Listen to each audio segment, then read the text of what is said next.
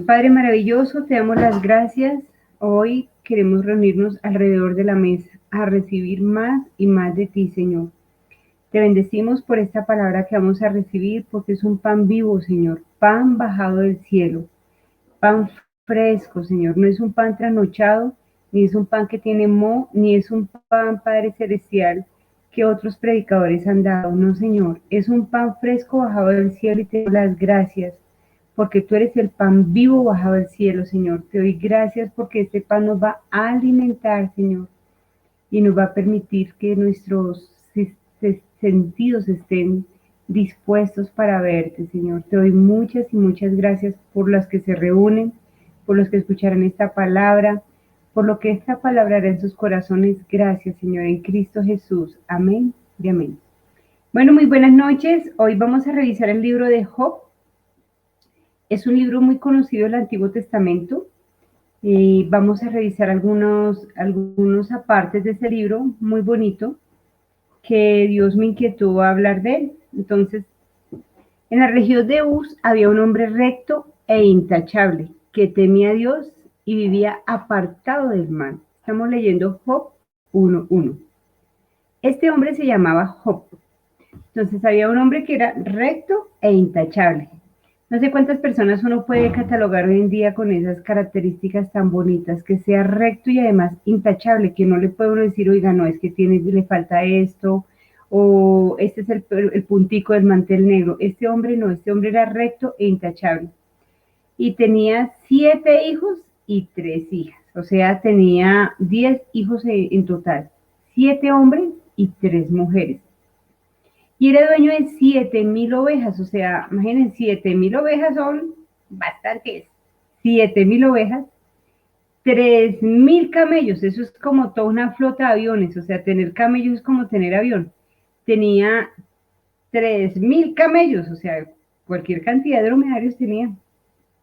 500 yuntas de bueyes y 500 asnas también, o sea, si tenía todo ese montón de animales, tenía también que tener mucho terreno para tenerlos. Y servidumbre era muy numerosa, o sea, tenía muchísimos empleados para mantener todos esos animales, tiene que tener bastantes empleados, dice, y tenía multitud de servidumbres, era muy numerosa. Entre todos los habitantes del Oriente era el personaje de mayor renombre.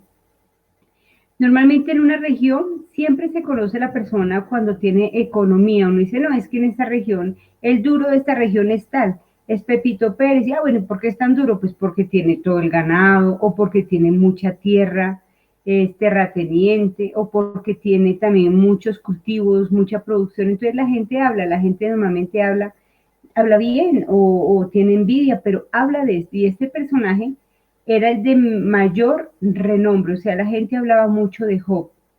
Sus hijos se acostumbraban a turnarse para celebrar banquetes en sus respectivas casas, o sea, ella tenía hijos grandes que hacían sus fiesticas y invitaban a sus 3 hermanas a comer y a beber con ellos. Imagínense, entonces se la pasaban de fiesta en fiesta porque son 7 hombres y cada uno tenía su casa y invitaban a las hermanas, entonces eran 7 fiestas y entonces se la pasaban de celebración en celebración.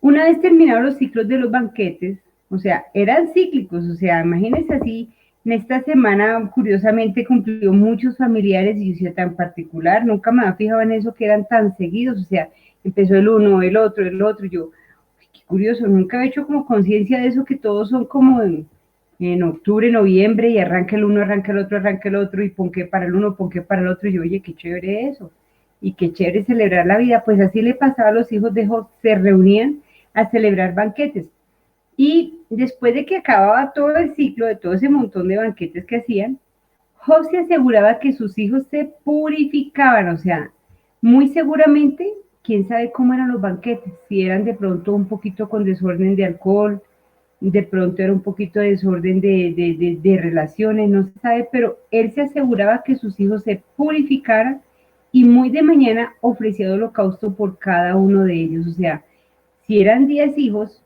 pues eran 10 holocaustos que tenía que hacer. Un holocausto es empezar a ofrecer todo un cordero para la purificación.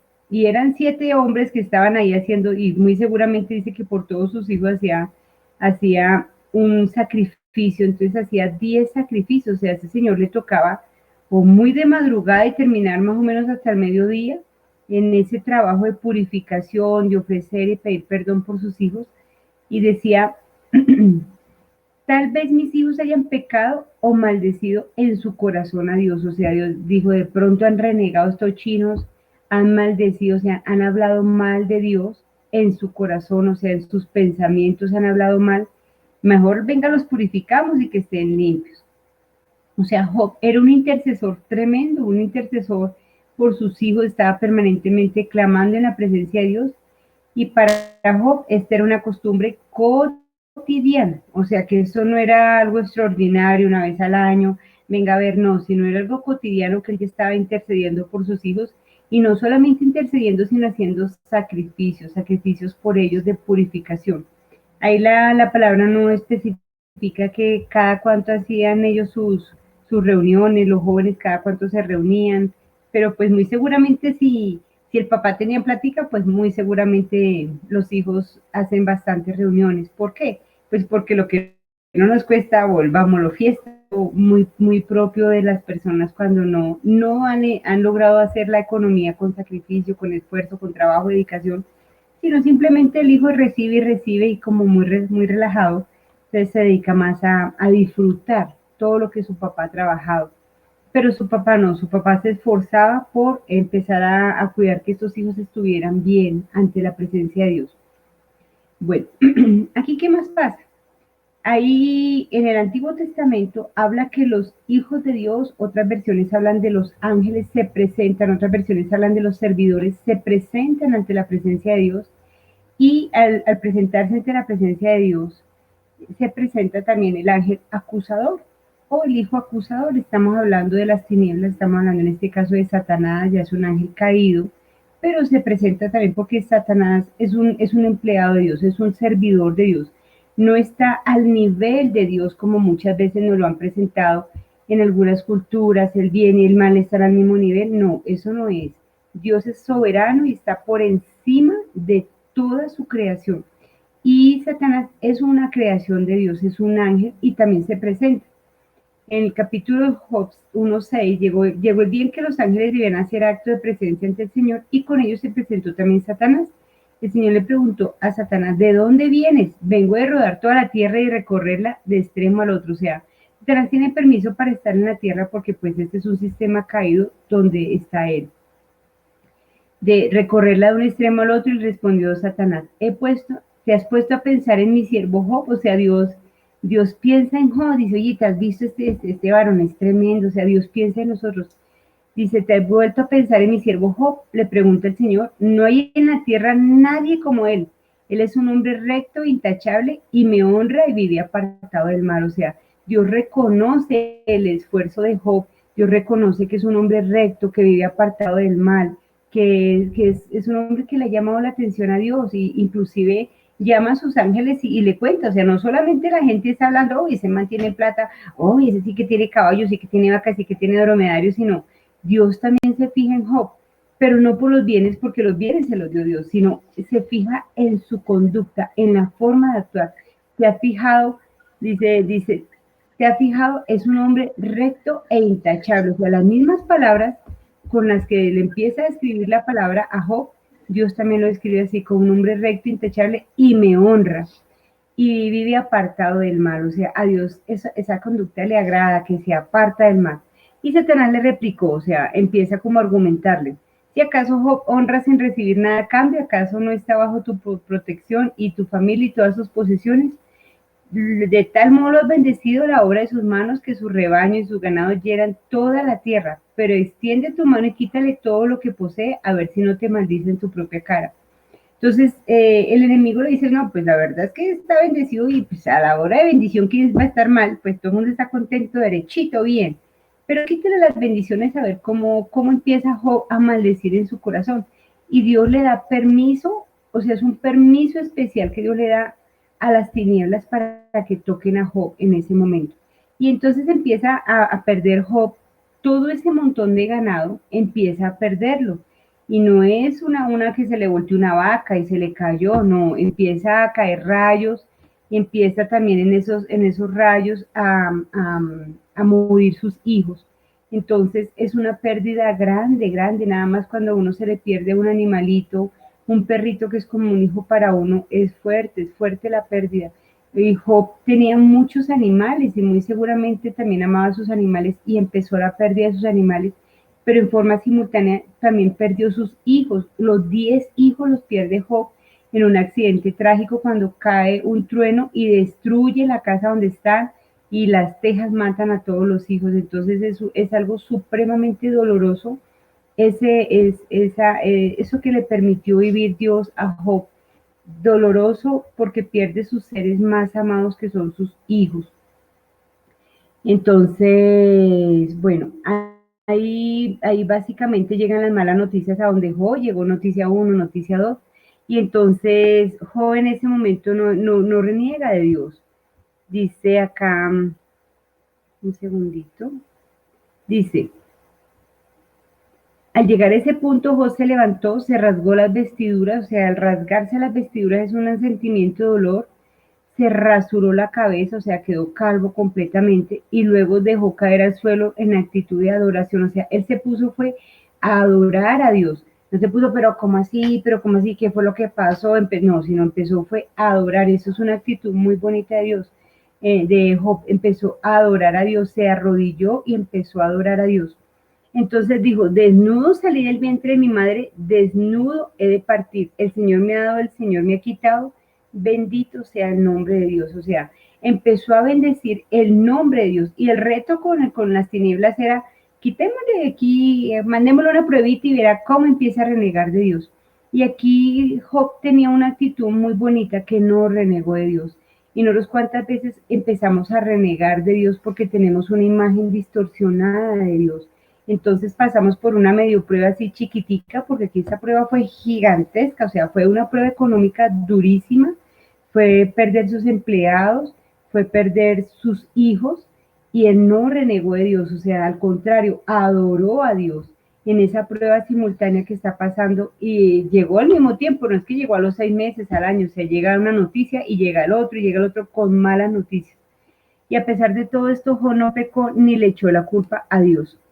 Entonces, eso es importante. Le llegó la segunda prueba, o sea, la primera prueba vino economía y hijos. La segunda prueba, los ángeles volvieron a presentarse, los servidores de Dios se presentaron otra vez ante Dios. Y dice, llegó el día en que los ángeles debían hacer el acto de presencia ante el Señor y con ello llegó también Satanás para presentarse ante el Señor. El Señor le preguntó, ¿de dónde vienes? Vengo a rondar toda la tierra y recorrerla de extremo al otro, le respondió Satanás. ¿Te has puesto a pensar en mi siervo Job? Volvió a preguntarle el Señor, si usted ha pensado en mi siervo, mire todo lo que le hizo ¿usted lo ha pensado un minutico?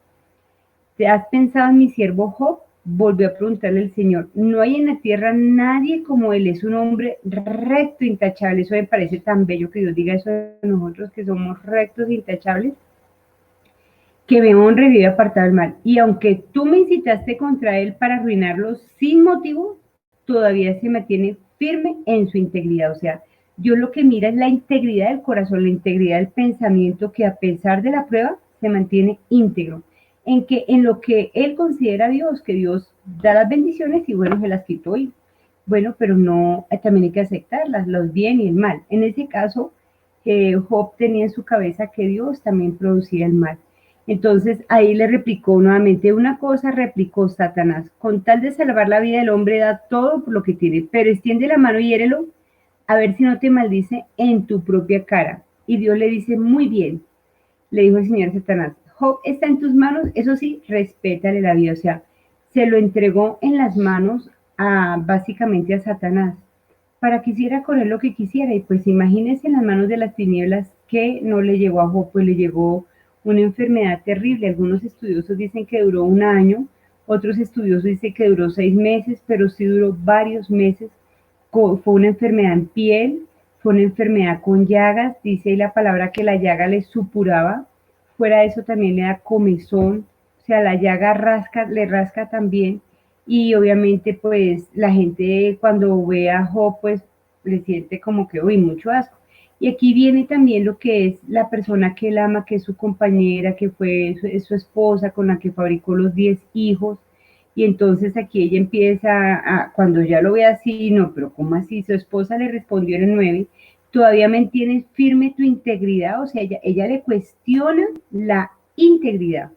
No le cuestiona, oiga, usted qué fue lo que hizo, pero qué fue lo que se comió, mire, sino le cuestiona que él tenga esa actitud de adorar a Dios a pesar de las dificultades. Es un adorador, entonces ya le reprocha, todavía te mantienes firme en tu integridad, maldice a Dios y muérete. O sea, esa mujer dice, esa mujer regala es cara. Job le respondió, mujer, hablas como una necia. Si Dios sabemos de recibir lo bueno, no sabremos recibir también lo malo. A pesar de todo esto, Job no pecó ni una palabra. Entonces ahí viene algo importante, que él mantuvo su integridad a pesar de que la mujer que la amaba, que lo había acompañado, con la que hizo la fortuna, con la que fabricó sus hijos, también como que lo incita a pecar, pero él se mantiene firme en lo que cree en su corazón, que hay que recibir todo de Dios y no hay que renegar por las cosas. Después llegan tres amigos, que esos amigos son, pues vienen, no son vecinos, esos amigos vienen supremamente lejos. Los amigos se enteraron del mal que había sobrevenido en común y salieron a sus respectivos lugares para ir a expresar como las condolencias, así como cuando uno va a visitar a un enfermo, bueno, cuando se podía, que uno iba como a visitarlo y charlarlo. Y entonces ellos fueron se llamaban Elifaz, Temán y Elifaz de Temán, Bildad de Suad y Suar de Manat. Vienen de diferentes lugares, o sea, les llegó la información, en eso pasaron ya meses, mientras que se enteran y arrancan a ir a visitar a Job. Y cuando lo ven, a mí me impactó que dice que se quedaron mudos 7 días, o sea, ¿cómo sería? Porque uno normalmente una persona y uno, y al ratico uno empieza a charlarle, como que, ay, ¿cómo te sientes? ¿Y cómo te has estado? ¿Y si te has tomado la droguita? Pero ellos quedaron mudos 7 días. 7 días acompañándolos donde no hablaban absolutamente nada porque 7 días y 7 noches se sentaron en el suelo para hacerle compañía, o sea, era una amistad muy bonita, o sea, quedaron impactados del dolor que Job sentía. 7 días y 7 noches se sentaron en el suelo para hacerle compañía y ninguno de ellos se atrevía a decirle nada, pues veían cuán grande era el sufrimiento de Job, o sea, Job yo creo que entró en una depresión muy profunda porque los bienes materiales, pero sus hijos me parece que es algo grande, y fuera de eso la mujer que la amaba también, y como que quedó como en esa interrogante, ¿y por qué pasó esto? O sea, ¿qué hice? Entonces aquí ya empieza muchos capítulos, ellos empiezan a argumentarle, como todo, ¿no? Uno siempre, no, es que esa gripa fue porque usted no se cuidó, es que ese COVID fue porque usted no se puso el tapabocas, es que ese caso, entonces empiezan a argumentarle el por qué Job está pasando por esa prueba. Y Job hace bastante argumentos defendiéndose. Entonces, ¿aquí qué sucedió?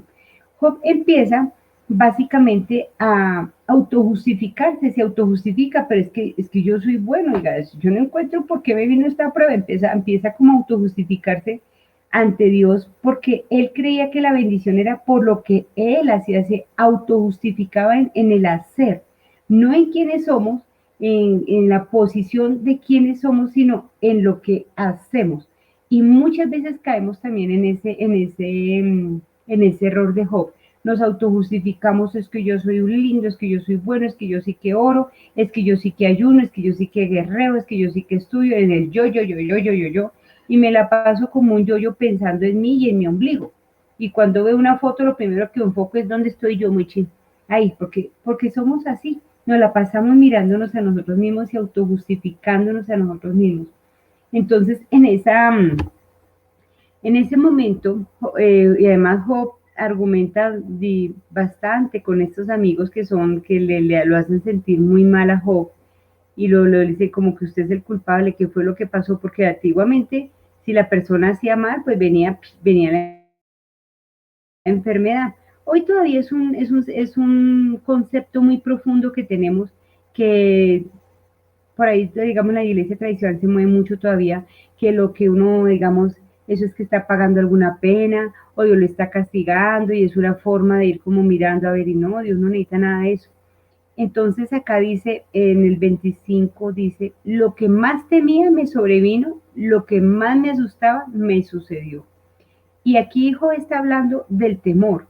lo que nosotros más tememos, eso es lo que atraemos. Lo que uno dice, oiga, yo sí lo había pensado, yo le tenía como miedito a esta circunstancia y como está ese temor ahí y no lo hemos trabajado, eso se atrae, esos temores se atraen. Entonces, punto número uno, Job empieza a autojustificarse. Punto número dos, lo que Job temió fue lo que le vino. Él dijo de pronto en algún momento, ¿será que el sacrificio no quedó bien? ¿Será que Dios está bravo? ¿Será que me equivoqué en el orden? Entonces de pronto no faltó como más esfuerzo, faltó como de pronto un cordero más mayorcito, de pronto no le gustó a Dios. Entonces, lo que más temía me sobrevino y fue lo que me sucedió. ¿Qué más dice acá?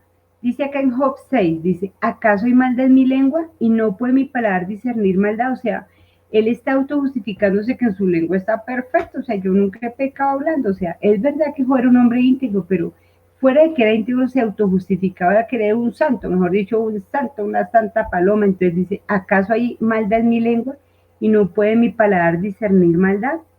Y en Job 7:20 dice, ¿he pecado en qué te afecta? O sea, él ve que Dios lo está vigilando y se siente vigilado y se siente con ese Dios así listos, estamos listos. En cualquier momento que usted le embarre, ¡tim! Tenga coscorrón, tenga tastas, tenga de una vez juguete en esa cola o viene prueba o viene castigo. O sea, él se sentía que Dios era un vigilante completo que estaba listo y se gozaba de castigarlo. Dice en el Job 7:20, ¿he pecado y en qué te afecta, vigilante de los mortales? ¿Por qué te ensañas conmigo? O sea, Job está hablándole a Dios. Job 7:21, ¿por qué no me perdonas de mis pecados? ¿Por qué no pasas por alto mis maldades? O sea, él pensó que eso que le iba a venir era porque él había hecho algo malo. Entonces aquí dice, yo soy intachable, pero ya no me importa, tengo poco en mi propia vida. Entonces ahí encontramos muchos diálogos donde Job está viendo un Dios, había escuchado un Dios que era castigador. Es verdad, en el Antiguo Testamento Dios castigaba, no se puede tapar el sol con un dedo.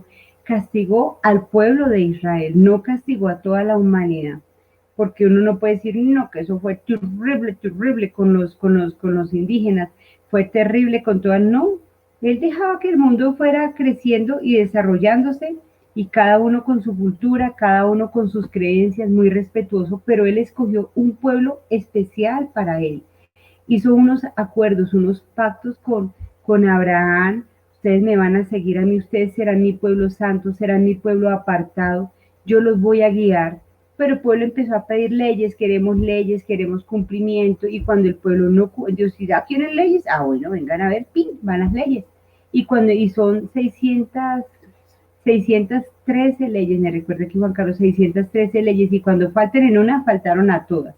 Entonces, ¿qué sucede? Y empieza a haber castigo, castigo, castigo. Renegaron, se hunden, la tierra se abre y se hunde, entonces viene castigo. Entonces, como esa experiencia fue tan fuerte del pueblo de Israel, tenemos ese concepto de que Dios es castigador. Y eso le pasaba a Job, la percepción, y hasta el día de hoy eso es una realidad que es a gritos. La gente todavía ve un Dios castigador, un Dios que está esperándonos pararnos fuerte en esa cola parada. Entonces, por eso es que la economía está mal.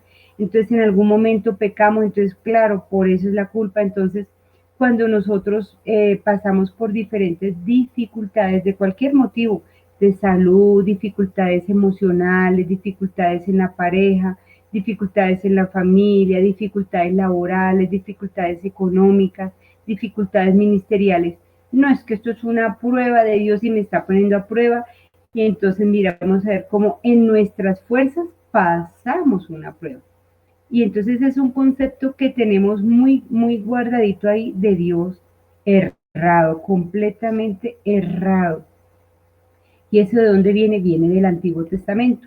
¿Qué más encontramos? Que Job tenía mucho miedo en su corazón, y esos miedos que tenemos ahí, que no los hemos enfrentado, Señor, yo tengo miedo a esto, necesito que tú me liberes de este miedo, pues eso es lo que atraemos el miedo. Y la gente en este tiempo que está el COVID y la economía está un poco, hay un terror terrible en la gente de invertir, hay un terror en la gente de volver a moverse porque está el miedo ahí, y eso es lo que más atrae. Entonces por eso la economía está un poco como más quieta y no se ha movido así como debía haberse movido cuando ya ha mandado orden de reactivación y todavía nada que fluye y fluye y fluye la economía porque la gente está miedosa a quedarse sin dinero, miedosa a que venga un rebrote, miedosa a que definitivamente hay que tener guardado mercado para 6 meses. Entonces, pues, mercado para 6 meses, ningún supermercado haría abasto para dar mercado a 6 meses a toda una población de tantos millones de personas. Entonces la gente anda con muchos temores y eso es lo que atrae. Entonces, ¿qué le pasó a Job? Que él había oído de Dios, no había tenido una experiencia viva de Dios, lo había escuchado. Y si nosotros preguntamos a cualquier ser humano, todos los seres humanos han escuchado a Dios, todos. Pero ¿han escuchado cosas buenas o han escuchado un Dios castigador? Muy seguramente un Dios castigador. Y ese no es el Dios que tenemos. El Dios que tenemos es un Dios maravilloso. Y acá encontramos en Job 42 lo siguiente. Job, Dios le empieza a preguntar a Job, ¿usted dónde estaba cuando yo creé el sol? ¿Usted dónde estaba cuando yo puse la osa mayor? ¿Usted dónde está? O sea, ¿quién es usted para decirme cómo hago yo las cosas? O sea, tú eres mi creación, como dice, ubicado chino, ubicado que usted es mi creación, usted no es el creador soy yo. Y Job le responde al Señor, Job 42, yo sé bien que tú lo puedes todo, o sea, ahí ya empezó a encontrar que Dios era todopoderoso, yo sé bien que tú lo puedes todo, que no es posible frustrar ninguno de tus planes, o sea, Dios tiene planes admirables que no son posibles de frustrar. Ahí empezó a ver la grandeza de Dios, porque muchas veces ay, no es que las tinieblas son más fuertes, ay, que se mete el diablo, ay, que no nos deja, no, eso es, yo sé que nadie puede frustrar un plan de Dios, nadie, si las tinieblas son empleadas de Dios. ¿Quién es, ¿Quién es este? Y has preguntado sin conocimiento, oscurece el consejo, reconozco que hablaba cosas que no alcanzo a comprender. Y así nos pasa muchas veces, hablamos cosas que no alcanzamos a comprender. Dios, ¿por qué hace las cosas así? Porque Él es soberano, soberano en nuestra vida cuando nos da. En este tiempo estaba profetizado que el año 2020 es un tiempo donde Dios puso a la gente a descansar y la gente no haya la hora de moverse, moverse por aquí y por allá. Dios dice, no, toda la tierra a descansar, yo mando sobre toda la tierra, sobre el sistema financiero, yo mando sobre la salud, yo mando sobre las plantas, mando sobre todo y mando a toda la tierra a descansar. Está profetizado, pero nosotros queremos atar otro movimiento. Y entonces Dios manda las cosas y no las alcanzamos a comprender. Cosas demasiado maravillosas que me son desconocidas. Dijiste ahora escúchame, voy a hablar, yo te cuestionaré y tú me responderás. De oídas te había oído. Y así nos pasa, apenas hemos escuchado a Dios, pero no lo conocemos. O sea, estos ojitos no conocemos a Dios. Entonces dirá, pero es que Dios está en la naturaleza, está en el aire, eso es una teoría muy bonita que viene desde más o menos del siglo XV. Más o menos estuvimos como acá lo revisando algunos filósofos y hay unos que dicen, no, es que todo es Dios, entonces el agua es Dios, la mata es Dios, los animales es Dios, entonces no. Ahí dice, de oídas te veo yo, pero ahora mis ojos te ven con mis propios ojos. Conocer a Dios es conocer que Dios es un Dios papá, ante todo es padre. Y un papá bueno, no es un papá malo, es un papá bueno que nos amó tanto, tanto, tanto y nos sigue amando que entregó a su hijo por nosotros. O sea, Dios en su soberanía sabía que el hombre que le iba a crear, Adán y Eva, iban a pecar. O sea, Dios en su soberanía sabía que estos iban a pecar, pero Dios también en su soberanía sabía que había una salida de salvación que era su santo hijo. Y cuando uno empieza a dimensionar que Dios sabía todo eso y lo permitió con un propósito, ¿cuál? De que su evangelio sea conocido, su palabra sea conocida, el Dios bueno sea conocido, uno dice, upa, porque ¿quién da un hijo por otro? Nadie, o sea, les aseguro que uno no da ni una uña, o sea, nada, ni una uña uno da por otro. Pero Dios entregó a su hijo y a una muerte trágica, no fue una muerte, cualquier muerte que venga, a ver, tómese un veneno y ya. Una muerte y quietica, le ponen una inyección y ya, se duerme y se durmió y listo. O una muerte de que venga, lo pasamos a la horca y ya, o le pasamos aquí la guillotina y sale, no, fue una muerte de crucifixión, fue una muerte de sacrificio, pagando el hijo por lo que los pecados que venían desde Adán y además nos hace hijos, nos hace herederos, nos hace los consentidos, los bendecidos. Entonces tenemos que empezar a ver con los ojos del Espíritu cómo es un Dios, para empezar a cambiar esas visiones que tenemos de Dios. No, que es que está enferma y es que esa es la voluntad de Dios. Esperemos a ver, esperemos que está mal, esperemos a ver la voluntad de Dios. Entonces tenemos un Dios pasivo que nunca se mueve. No, eso no es un Dios. Digo, está en años luz de conocer a Dios. Y digo, Señor, abre los ojos, Padre. Abre los ojos para comprenderte que tú eres un Dios de amor, que nos amas inmensamente, que tienes todo, absolutamente todo. El universo está bajo la soberanía de Dios. Cuanto más tu vida y mi vida, tus necesidades y mis necesidades están bajo la soberanía de Dios, que no estamos castigados ni pasando por ninguna prueba. No, no, Dios no necesita de eso. Dios es un Dios de procesos, que te coge de la manito y te pasa por un proceso para aprendizaje, para crecimiento y para ensanchamiento y para dar a los demás. Es un Dios de más que de pruebas, es un Dios que nos pasa por desafíos, así como cuando uno necesita llevar un hijo que vaya al colegio, vaya porque necesito que aprenda. Yo le puedo enseñar, pero necesito que socialice con otros y con otros compañeritos y aprenda. Así es Dios, es un Dios de procesos que nos lleva de la manito y hemos aprendido para dar a otros hermanos, porque la sed de Dios es mucha. Hay mucha sed en la tierra y sed de un Dios vivo, de un Dios real, de un Dios que nos ama. Esto es lo que Dios me dijo que les dijera, que Él nos ama toneladas, toneladas, toneladas. Y cuando nosotros sufrimos, el primero en sufrir es Dios. A Dios le duele muchísimo cuando pasamos por cosas, pero más le duele que lo estemos juzgando como Job, que estamos juzgándolo, pero Dios, ¿por qué va a hacer esto? Y si me quiere tanto, ¿por qué permite que esto pase? Porque son cosas que nosotros necesitamos alinearnos a la voluntad de Dios, a los tiempos de Dios y ir en este proceso agradeciendo.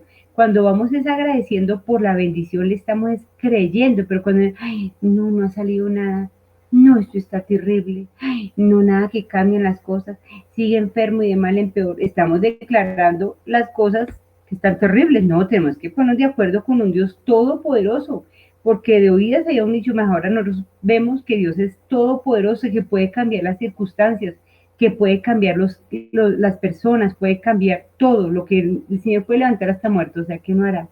Entonces, esa es la palabra que tenemos para hoy. Vamos a orar, vamos a clamarle a Dios que queremos conocerlo de ojos, conocerlos con nuestra propia experiencia de vida, conocerlo como un Dios bueno, como un papá maravilloso que nos ama inmensamente.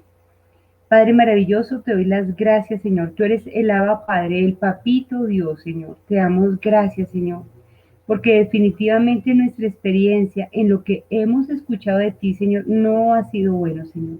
Ha sido un Dios castigador, un Dios que está enojado con la humanidad, un Dios que está molesto, un Dios que está ofendido, un Dios Padre Celestial que quiere destruirnos y eso no es, Señor. Hoy te pedimos, Padre bueno, perdón por tanto predicador errado, Señor, por tanto mensaje errado y porque muchas veces, Padre, nuestra religiosidad, la misma que tuvo Job, nos ha cegado el entendimiento para comprender que tú eres bueno, que tú nos amas inmensamente, Señor, y que entregaste a tu Hijo por nosotros de una forma tan fuerte, Señor, tan sufrida, de sacrificio, Señor generoso. Hoy, precioso Señor, queremos reconocer que nos entregaste al Hijo para que nosotros seamos salvos, y no solamente salvación, sino también sanidad, restauración, liberación, prosperidad, bendición, Padre Celestial. Queremos vivir aquí como hijos consentidos, Señor. Saber que tú nos consientes, Señor. Hacer conciencia que somos los predilectos tuyos. Hacer conciencia que tenemos entrada directo al trono. A bendecirte, a abrazarte, a cuidarte, Señor. Podemos llegar ante tu trono también con nuestras necesidades. Podemos tener, Padre Celestial, todo, acceso a todo, porque nos has dado el poder a través de la palabra, Señor, y podemos declarar lo que no es como si fuera. Nos has dado plena libertad, nos diste, Padre Celestial, un cheque abierto para que lo llenemos con lo que queramos, Señor. Y tú quieres que tengamos vida y vida en abundancia aquí en la tierra, Señor. Hoy te doy las gracias por tus planes tan admirables. Quieres familias sobre la roca, familias establecidas en Cristo, familias fuertes, familias llenas de amor, llenas de salud, llenas de prosperidad, llenas de nutrición, llenas de lo mejor, precioso Señor. Te damos las gracias, Señor, por los planes tan admirables. Tú quieres que vayamos de gloria en gloria, de victoria en victoria, de gracia sobre gracia, Señor. Tú quieres que prosperemos, que avancemos, Señor. Necesitamos tus pensamientos, necesitamos un renovar de nuestra mente, Señor. Necesitamos, Padre Celestial, conocerte más y más, pero no solo de oídas. Queremos verte en nuestro caminar, queremos verte en la construcción de nuestras vidas. Queremos disfrutar de ti, Señor, disfrutar de tu cobertura, disfrutar de tus besos, de tus abrazos, de tus caricias, de cómo nos guías, de cómo nos orientas, de cómo nos vas llevando, Padre Celestial, de la manito, Señor. Te damos muchas y muchas gracias por tu tiempo, Señor, porque eres un Dios de tiempo, que te tomas tiempo para hablar con nosotros, te tomas tiempo para orientarnos, te tomas tiempo para enseñarnos. Eres un papá maestro, eres un papá maravilloso. Hoy te damos muchas y muchas gracias, Señor. Bendecimos tu nombre en Cristo Jesús. Amén y amén.